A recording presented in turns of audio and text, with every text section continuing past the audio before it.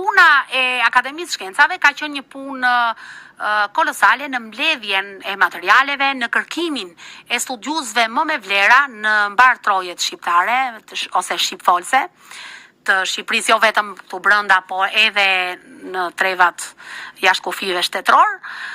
Ka qenë e tillë sepse aty ka sektor të cilët i filtrojnë studiuesit, ka një vetë prestigji i Akademisë Shkencave bën që të afrohen aty mendimet më të mira, idetë më të mira, kumtesat më të mira që vijnë nga njerëzit më të përgatitur dhe njerëzit që janë marrë gjatë me përvojat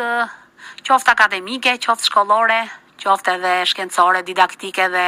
publike.